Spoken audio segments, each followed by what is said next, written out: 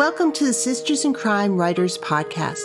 Everyone has a unique writing journey, so join us for conversations about those journeys from the writers themselves.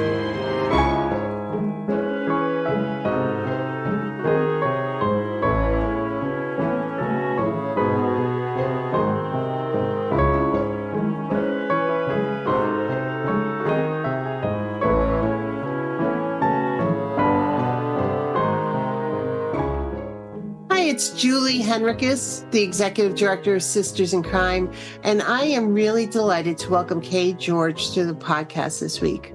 Kaye is an award-winning novelist and short story writer. She writes cozy and traditional mysteries, a prehistoric series, and one suspense novel, which is her 17th book.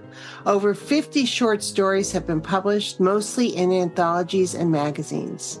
A horror story will come out in 2026. With families scattered all over the globe, she makes her home in Knoxville, Tennessee. You can find out more on her website, and we're putting all of her links in the show notes. Kaye, welcome to the podcast. I'm thrilled to be here. Thank you so much for asking me. Well, I'm going to start this conversation the way I always start and ask you, when did you say to yourself, I want to write a book? A book? Well, I wrote stories.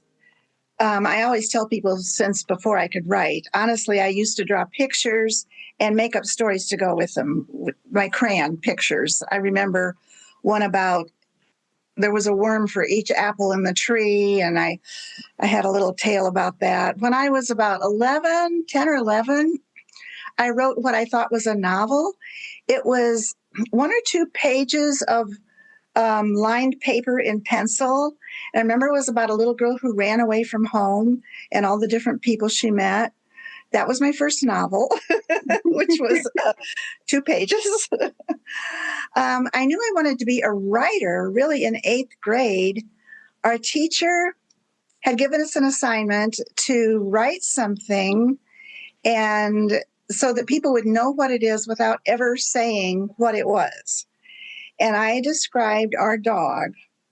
Didn't ever say that it was a dog, and I didn't really say that she barked. I just described her running up a hill and smelling things and her ears flopping and smelling dinner and running down the hill to get her dinner. And the teacher had me stand up in front of the class and read that and say, this is how the assignment should be done. And I thought, oh, I guess I know how to write. So as you're, at what point in your life, you wrote short stories for a long time, but at what point did you say, let me figure out how to write a full-length novel? Tell me about that process of developing the craft. And yeah, the thing is, I seriously wrote short stories in high school and college. I even took composition in college from a professor who had discovered Saul Bellow, so he said. Wow. And he told me I would be a good writer if I kept writing for 10 years, meaning I think that I didn't have enough experience. That's how I interpreted that. So I sent short stories into the Atlantic, what was called the Atlantic Monthly then, and the New Yorker, and got tons and tons of rejection slips. And one day I thought, you know what? I really want to get something published. And the thing that I usually read were murder mysteries. So that maybe I should write a murder mystery. So after 10 years of that, I did get a murder mystery published. And the first publication was a short story? Yes. While I was working on novels, I started to get short stories published because I got into the writing community, Sisters in Crime, of course. And after the kids were out of the house and my husband lost his mind and had a midlife crisis and became a Methodist minister, and we were sent to the hinterlands for his first church. I lost all the writing community that I had there. So I found the Guppies online, and that was my lifeline. Yeah. Actually, I found some romance writers, and they invited me to their group, and they even gave me a book, and they were so nice and welcoming. But I started to read the book, and on the first page, they had sex on the elevator. And in the second page, they had sex on the desk. And then I thought, this is not my crowd. But the guppies were my crowd. And so with studying and taking courses through the guppies and having critique groups and finding partners through the guppies, I eventually got there. And so when you joined the guppies, was it already online? Or was it, because I talked to Leslie Butterwitz, Right. one of the first members. So she wasn't a founder, but she was one of the first members. And she talks about packets of letters being sent around and, snail mail being sort of the primary mode of communication. But the guppies got online pretty early on. It was rather newly online when I joined. It was less than 500 members. I remember that. Yeah. Because I got so much out of them that I volunteered to be the treasurer. And I did that for several years. And then eventually I became the president. And I think it was while I was president that we hit 500. Yeah. I think it's probably 5,000 now. I don't even know, but it's actually closer. It's over 1,000. So, okay. it's so for folks who don't know, the Guppies are a chapter of Sisters in Crime, but it was originally the Great Unpublished, which is what Guppies stood for. But many people don't leave the Guppies and stay along to mentor, to have conversations. So it is a rich community and tons of classes and support and critiques and everything else. It's a very vibrant online community that started, when online communities were just starting. The Guppies sort of found their footing and have continued to evolve over the years. Yeah, and the wonderful thing about the Guppies being online is there are members all across the country and even across the globe. There are people in Europe and I think some Australians and from Asia. There are just people, just lots and lots of different people in that group. Yeah, Sisters in Crime, since we do our webinars on Zoom and we do write-ins, I mean, the write-ins have people from the same thing all around the world. And you look up time zones, which are tricky, right? But you realize it's like 3 a.m. for them. And they're writing away and chatting in the chat. And that's one of the, it's really great to see people in person, but it's really wonderful that we have this opportunity to create an online place where folks who feel alone can find people to talk to. It is, because that we moved to this tiny little town called Holiday. They had one blinking light, didn't even have a stoplight. It was outside of Wichita Falls, Texas, way out in West Texas. And I was very alone there as a writer. So it was a lifeline. And also as a minister's wife, I mean, that's yes, that's kind of an isolating position. Yeah. And sort of probably telling people you write murder mysteries isn't necessarily the conversation starter they expect. Actually, that is the reason I adopted a pen name. Because I thought, my husband is saving souls and I'm murdering them, and maybe we shouldn't be having the same last name. So my daughter came up with my middle name and my husband's middle name. So that was Kaye George, and that's who I've been ever since. And you're one of those people who I've known for a long time, but I always know you as Kaye George, and I didn't realize it was a pen name. Well, I just kind of become Kaye George when I'm with the writing community. My real name is Judy, and that tells everybody how old I am because I was named after Judy Garland. So and my last name is impossible to spell. So I think it's this is great, and actually that's a wonderful reason and way of thinking about creating a pen name. It's like my lives don't mesh as well as I'd like to do, so I'm gonna make his life a little bit easier. Eventually, all the people in the congregation read my books, and I got one of my best readers from that church group. She was such a good. She'd been a librarian, and She was such a good reader. She's gone now, but she was the person I sent everything to catch all my typos. That's awesome. For years. That's awesome.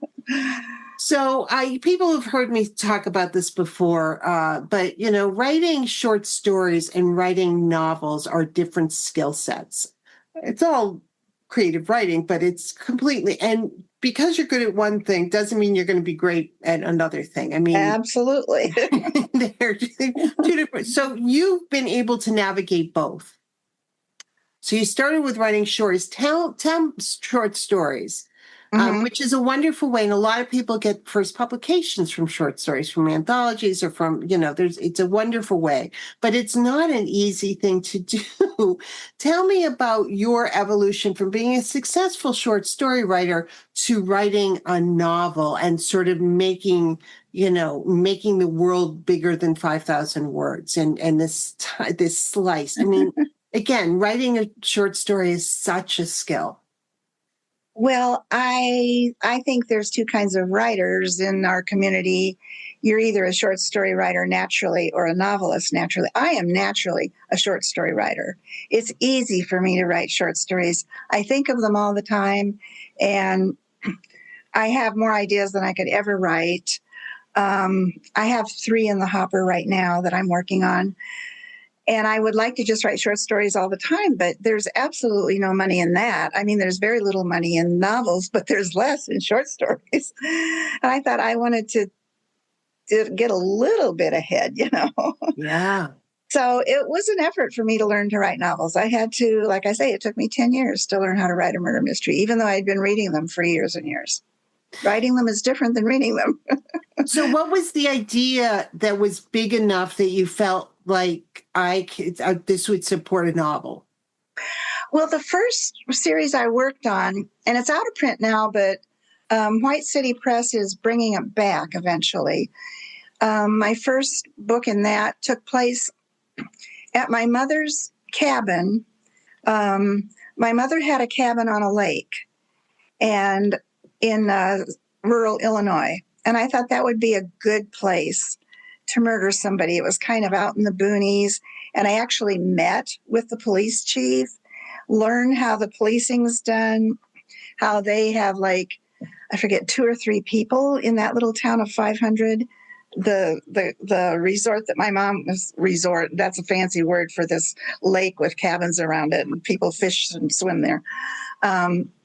But they call in the state police if they were to have a murder there, which they usually don't. So, and honestly, it was so long ago that I had my character looking for payphones because she didn't have a cell phone. And by the time I got it ready to publish, I had to update it with cell phones. And I had to there is a crucial scene where she uses that payphone. And I had to have that. So I had to make her cell phone, I forget if it ran out of juice or she lost it or something. So I had to disable her cell phone for her to do that. Technology has made a lot of chases and suspense a lot more difficult. It's so hard to write with cell phones. Yeah, if we didn't have cell phones, it'd be a lot easier to murder people. Right. They can trace where you are. I mean, that's just, you have to think about that, Yes, no, absolutely. And family members, it's not just the police who can chase who you trace. Yes. So my son's family has this thing called 360, I think it's called. And he's got 3 kids, all 12 and then 2 teenagers. And they can look and see where all 5 of them can look and see where the other 5 are at any time. And the kids are fine with that. They want to be safe too. So yeah, no, so they know where everybody is.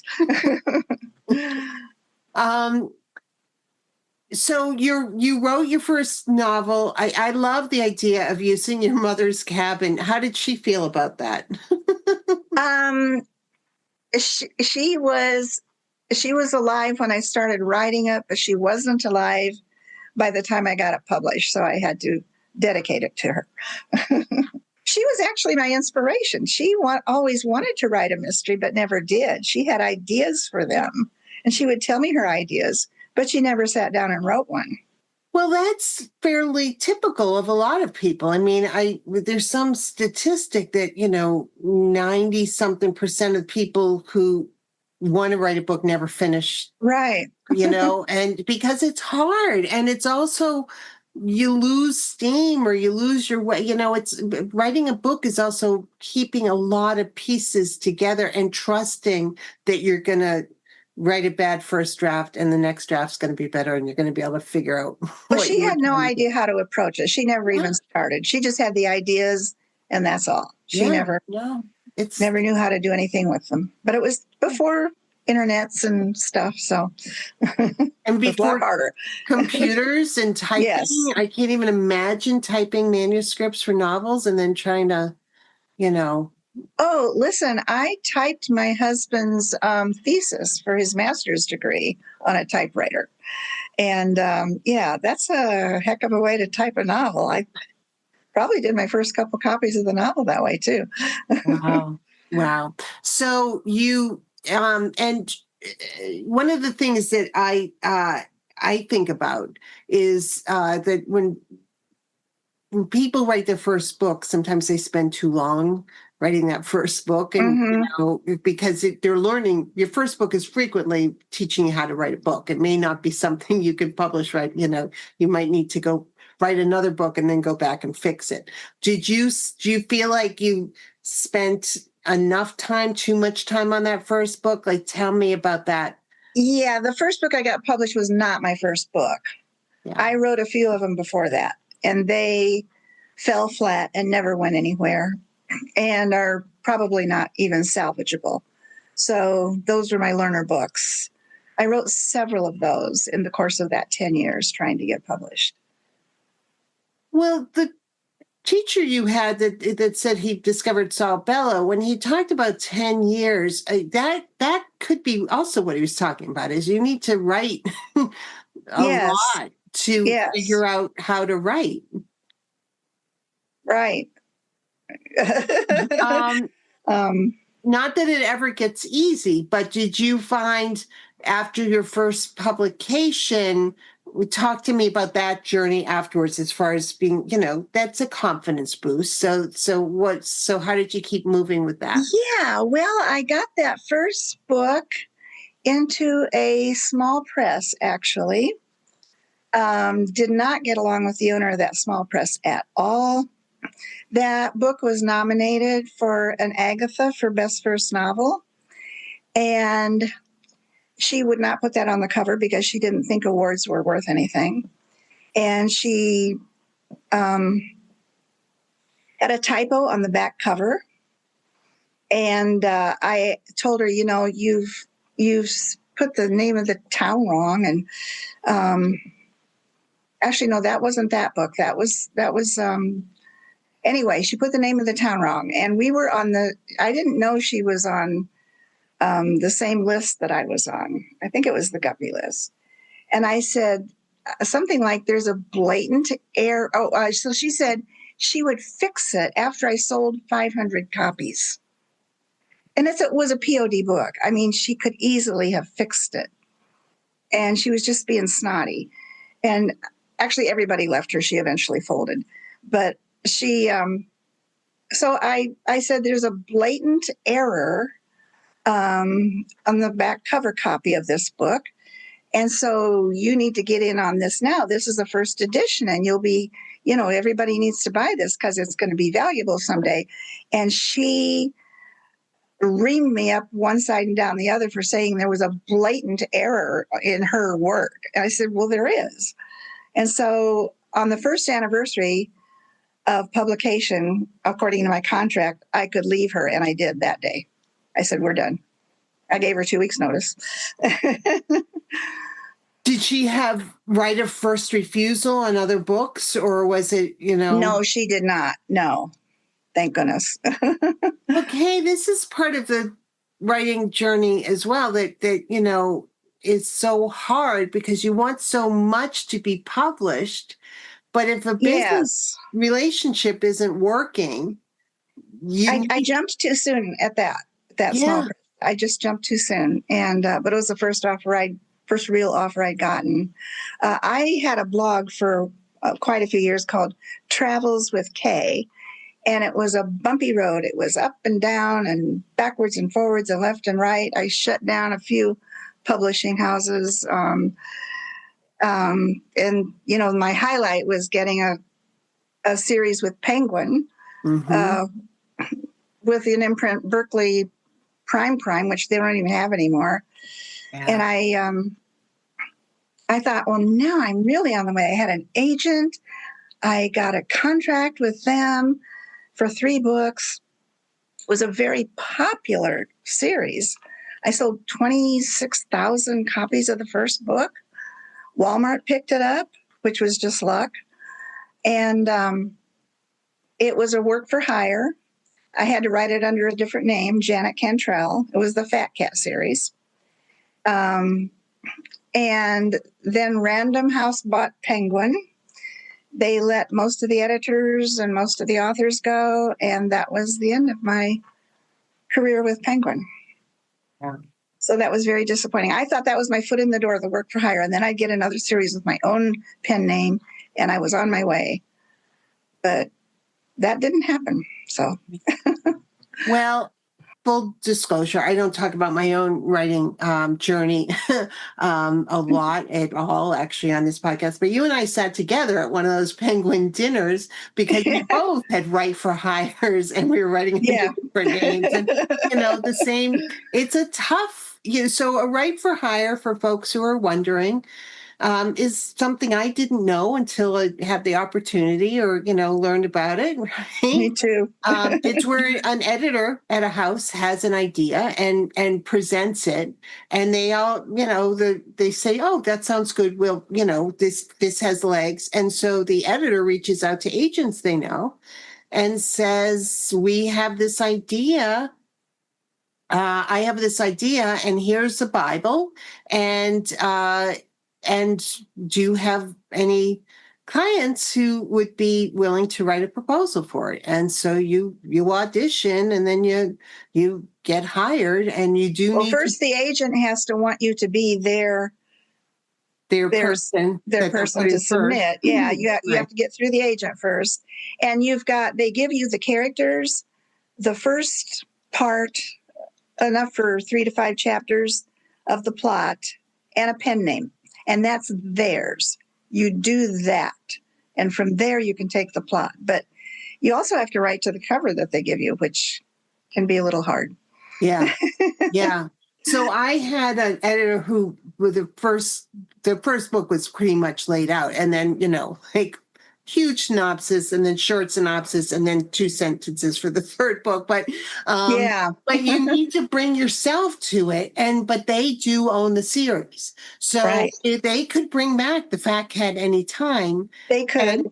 And it's not necessary that you're going to be the one who's writing it, which is challenging as well. Right. No, somebody else would write it because I'm not even with that agent anymore. So Yeah. Yeah. But it is an interesting, saying yes to those kinds of opportunities, though, is something you got to take leaps and you got to figure out. And, I don't consider that a dumb move because no. that really taught me a lot, and it sold me a lot of books, made me some money. And honestly, the series I'm working on right now, and I've spent years thinking about this, Pam DeMond, I don't know if you know her. She's the person who got the Aaron Brockovich movie made. She's basically a romance writer, and she's a mover and a shaker. And I was complaining to her about, oh, poor me, my work got published and got slashed. And she said she knew a lawyer in Hollywood who knows all about this work for hire stuff. And that woman gave me 20 minutes of phone time free, telling me exactly what I could do and what I couldn't do to try to continue a series for those readers, for the readers that liked Fat Cat. I can't say that it's Fat Cat. I can't, but I can get this close and no closer. And she gave me some really good guidelines, and that's what I'm working on now. I have a 3-book contract for Comfy Cat. Oh, I It's love my it. daughter's idea. Again, she's my pen name and my series name. Oh, I got a that's smart daughter. yes, you do. Who is like, go, mom, go. Yeah, So that's wonderful. I mean, that's are you enjoying it? Revisiting I'm the loving world it. a little? Yeah. Yeah. I've got a cat who can, it's a little bit woo-woo, which I think, goes these days. The cat can exchange thoughts with her person, with her owner. Augustine. Augie is the main character. And I named the cat Velma. And Velma is a ragdoll cat. She's the cat that my son's family has. That cat's Daisy, but she's Velma in this series. And she can exchange thoughts and she can read other people's thoughts. So she's a big help in solving mysteries. If she can get close enough to the person, she can tell Augie what's going on in that person's mind. So And that's really fun to write that. it sounds, and as you said, I mean, well, first of all, cat mysteries, very popular. Right. And also the woo-woo elements. It's nice. I think it's wonderful. But when you're writing a world like that, where here's the thing, the cat can read other people's thoughts, but they can't read hers. Right. Except Only for her this one owner, person. her person can communicate with her. Actually, in book 2, there is one other person. He's a little boy who can communicate with the cat. So, but you create this world with these rules. And they're my rules. I can make them up. You can make them up, but then you have to stick with them. Yeah. Which is true. Why something like that is probably better after you've written a few different series. So you know where the mistakes were you made before, or you rushed a relationship, or this happened or that happened. And now you're creating this world with these rules. And it's like, okay, that would hem me in too much. So I'm going to make it a little bit broader, but here's what we're doing. Yeah. And the thing you have to be careful about is family relationships. Yeah. I remember, was it, oh, my mind's going blank. The one from South Carolina with the big family with 12 kids. Margaret Maron, was that it? Or was it somebody else? Yeah. She said she regretted giving her character 11 brothers and sisters because that was way too hard. So, yeah. But she continued that series for years and years and years. So you have to think about the peripheral characters and where you're going to go with them. And do you want to kill them off or have them kill somebody or get rid of them, or, how it's going to go down the road. Well, and also you have to remember what you did with them in book 1 when you're writing book 5. And you do. Oh, yes. My goodness. I have developed my own spreadsheet. I used to be a computer programmer, so I love spreadsheets. And I keep everything on the spreadsheet. I have a tab for all the characters, and I have their name, their age, what car they drive, a description of them, any personal little ticks, what their role is in the novel. And I keep other things on the spreadsheet too, like the shops in the little town and stuff like that. So, and on the second tab is my timeline. I couldn't write without that spreadsheet nowadays. Well, and do you keep adding to the same timeline, or do you have a different tab for each book? Oh, I have a different spreadsheet for each book. Okay, so you just copy the old spreadsheet so you get the same people. And yes. Yeah. And the characters, sometimes I have to make it clear that character was in book 1 and this character is not going to be in book 2. But and I can color code it too. I can put the romance stuff in pink and the murder stuff in blue or purple or something.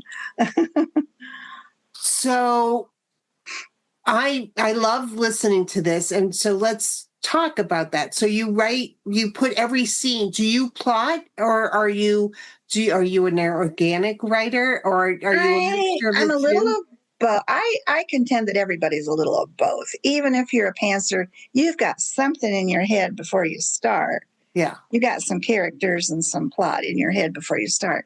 I have taken many, many, many courses and I put them all together. I've gotten a lot of good from Mary Buckham's course. Mm-hmm. She has a bunch of templates that I fill out before I ever start. Takes me about a month or two before I start writing. I do the templates and then I end up finally with about 8 or 12 plot points that I put on one of my tabs in red. And then I put those on the timeline and I go from plot point to plot point. And I know about how many words I need between this point and that Mm-hmm. point. And I don't always do that, but that's what I try to do. I write short. So it's hard for me to get the length for my novel. I have to really concentrate on putting enough into it, like, extra subplots and things that'll make it the right amount of words to publish as a novel. I would be really good at novelettes. I have a couple of friends who feel the same way. It's like my sweet spot is 35,000. It is absolutely. My first draft is always about 40. So well, you've got your 12 plot points on a tab on the spreadsheet. Uh-huh. And then as you're adding scenes, do you add them to the spreadsheet so you can kind of see where everything is, or do you have what characters are in it or anything else on that tab? Well, I put those plot points on a separate tab, and then I put the plot points on the spreadsheet. And what I do is my timeline goes down the left side, and across the top, I list the characters. And that way I can keep track if I'm ignoring some characters for too long. Right. And which characters in which scene. And I write just a little one line about each scene, what each scene is, and the basic thing that happens in that scene. So some folks use Scrivener and you can do similar things, but I think that this is helpful for people. First of all, there's no one way to do right, but this is also Right.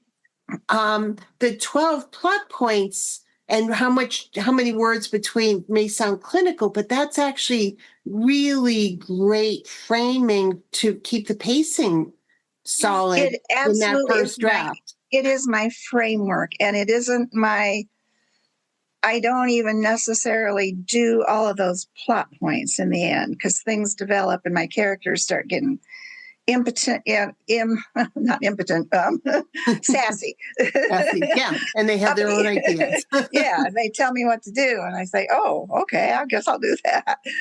But I have to have a framework to start with. If I don't have anything to hang anything on, it doesn't get hung. So, yeah.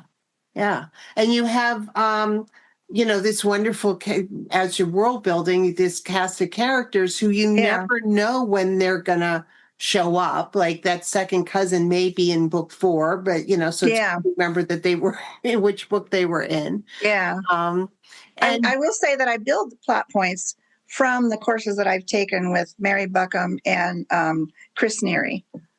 I've taken her courses too. It's KRISNERI. Those two are very good people to study with.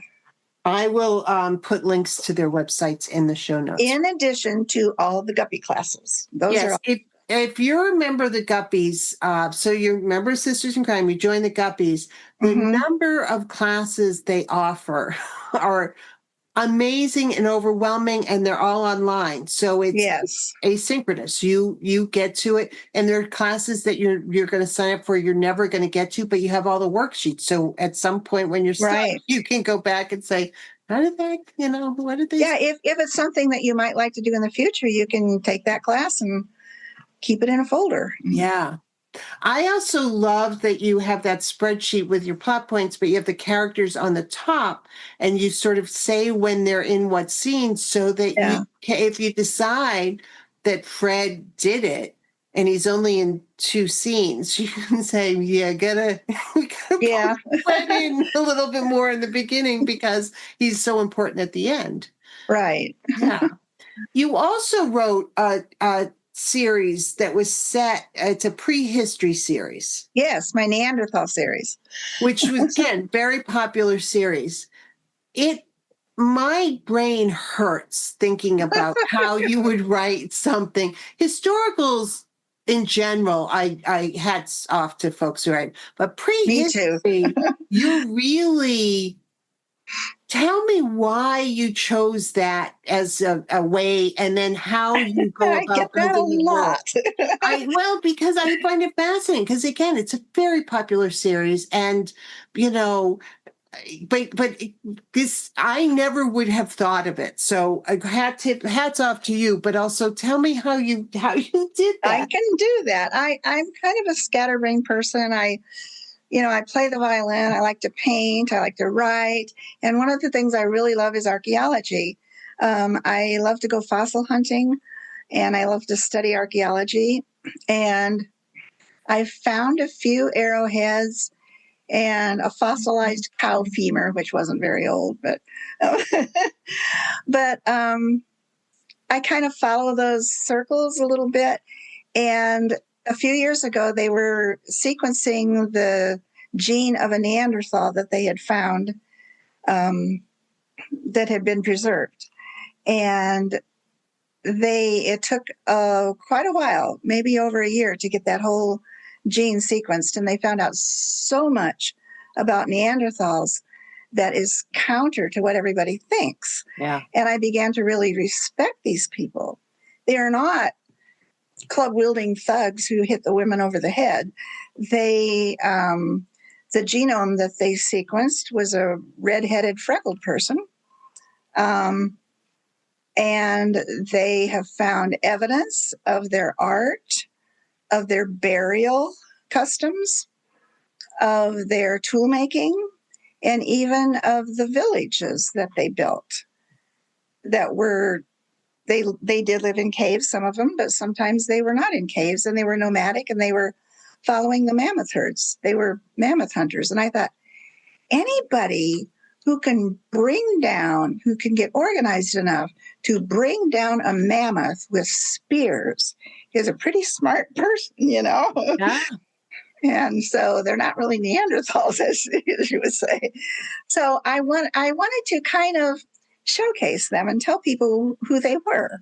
That's not who they were. I took some liberties. I made them matriarchal because I think they probably might have been matriarchal. I think in primitive societies, you don't know always who your father is, but you always know, even today you don't, and you always know who your mother is. Mm-hmm. So I thought matriarchal would make sense for these people. And I took a big leap and put them in North America because I've also studied a lot. I have books about all the megafauna in North America, giant beavers, the giant sloths, the mastodons and mammoths, the dire wolves, the bears. They were just saber-tooth. They were just such incredible animals. I wanted to use those animals. I wasn't familiar with the animals where the Neanderthals lived as much. So I say in my foreword that I took those leaps. I made them matriarchal, and I made the women the hunters because they had more patience for hunting the mammoth, and and because men were still men even in those days. And I put them in North America. So I did my world building, violating in those few ways, but otherwise I really, really tried to stick to the research, and I put a little bit of the research at the beginning of the chapters and cite my sources. So one thing, this is an audio recording, but one thing that happens when you're talking about this is you light up. So thank you. That's important for people to know and to understand and to sort of acknowledge, is that if you're going to do something like this, you got to love it. Yes. You have to believe in it, and you have to love it, because if you're just doing it because it's popular or because it's a trend, then that's not enough to make it work. And so your passion for the topic shows and showed in the books. And that was my mission. That series was my mission. I'm fascinated. I mean, and I They're love, very, very difficult to write. I I have to do can, so much research for almost every paragraph. I can only imagine. I can only imagine. And now I'm thinking about killing a woolly mammoth with a spear and how many people that must have taken to do. And the And organization. Yeah. yeah, yeah, Because they can run fast too. yeah. Well, and even just seeing them would be, maybe, Yeah. yeah. There's a museum in Texas. Where is it? By Waco, I think. There happened to be a herd of mammoths that drowned in a mudslide.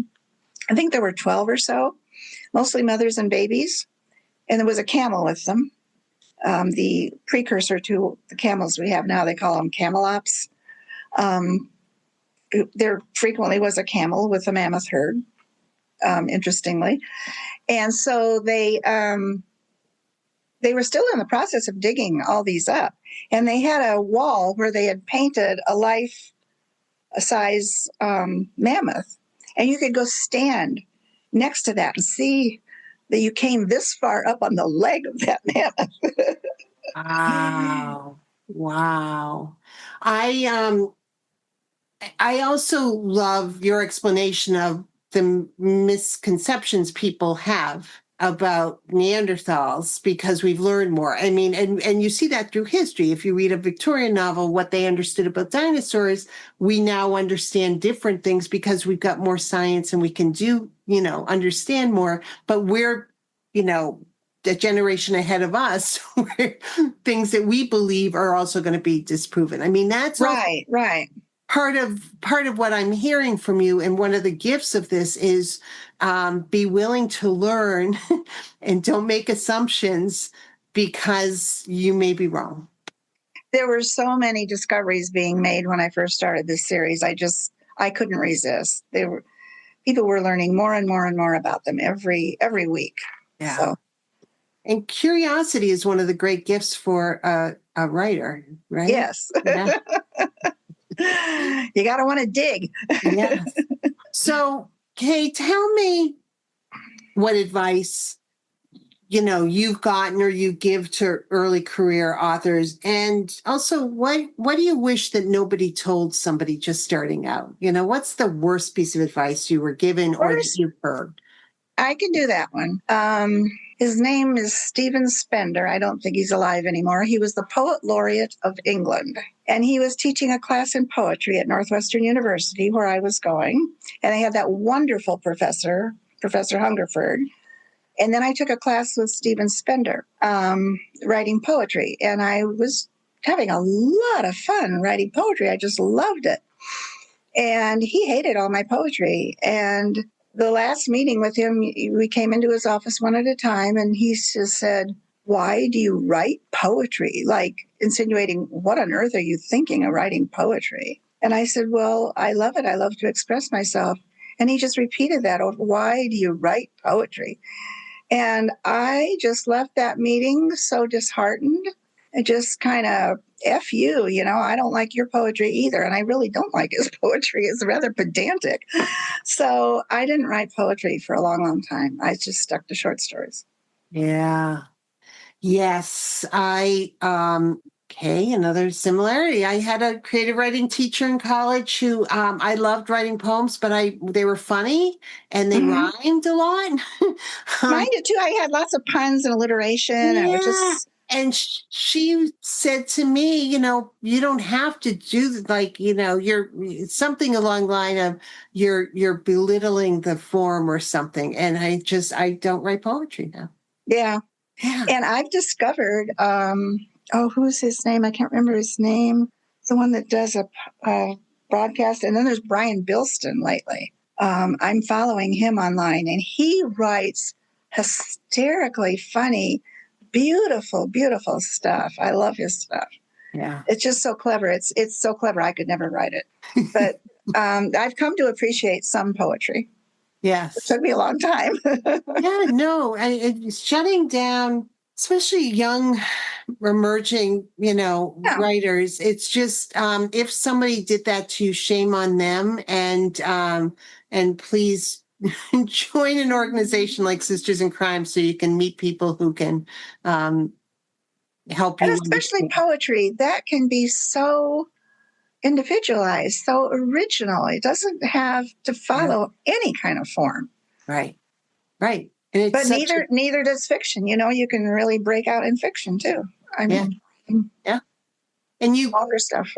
and chasing trends or doing anything isn't great if that's not how you write. I mean, this is the business of being an author and writing are two different conversations, as we talked about it today. Yes. But if you've got a passion for writing something, that passion can open doors for you. You just got to talk to people and maybe get some guidance or whatever. But you don't, write for yourself, and then you can figure out the publishing part. But, the other thing is a book isn't literature until somebody reads it. There's two halves. You write it, but it doesn't come alive until somebody reads it. So you have to think of your reader, in my opinion. Yeah. You have to know what readers want and what you can give them. And hopefully there's some intersection there. I do think you have to think about the trends and what people want to read. Right. Otherwise, you're just writing for yourself, and that's just a piece of paper or a computer screen. And also, and you exemplify this. You've got to respect the genre you're writing in. Yes. Yes. I mean, if you're writing a cozy because you think that's how you can get published, but you don't respect cozies, then you shouldn't be writing a cozy. Right. At the same time, all the cozy writers I know and read, we are all really, really trying to stretch that genre whenever we can. We're putting social issues into it. Absolutely. We aren't just having gingham curtains and gingerbread. We're trying to address humanity. Yes, and I think that the English cozy does that more. American cozies, I think, sometimes get confused with cuties, and they're not. Most most of them aren't that. Yeah, and get dismissed, I think, as a genre. Yeah. So what's your favorite thing to encourage people when you're working with them and mentoring them and things? What's your best? I mean, you already said one, which was, don't listen to poets who are full of themselves, but well, yeah, I think my best advice I ever got was just don't give up. If you really want this, keep going. And you can look at people like me who took 10 years and 468 rejections before I got published. But then it took off, and I've had a lot of success since then. I'm not making millions of dollars, but I haven't sold out either. Not the people who make millions have sold out. Some of them are very talented and love to read the bestsellers. But I mean, I love to read the bestsellers, but I am a mid-list author, and that's who I am. And I'm happy with that. I'm very happy that anybody reads my work, actually. Yeah, no. So I think if you really want to do that, you just have to study the craft. Don't give up. Just keep going. That's a great piece of advice and a wonderful way to end a great conversation. Hey, thank you so much for the conversation. This was great. Yeah, I appreciate it.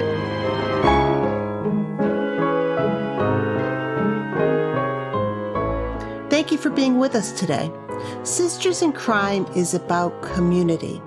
We were founded to advocate for women crime writers, and we continue that mission by fighting for equity in the crime writing community. Sisters in Crime is an international, inclusive organization for all who write and love crime fiction, mystery, thrillers, and suspense. Join us at sistersincrime.org and make sure you subscribe to this podcast.